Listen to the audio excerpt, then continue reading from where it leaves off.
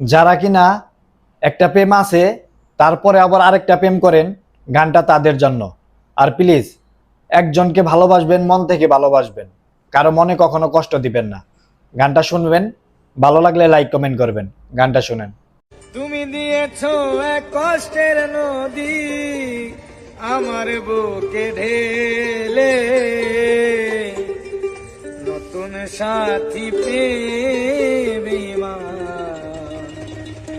আমায় গেছো ভুলে, দিয়ে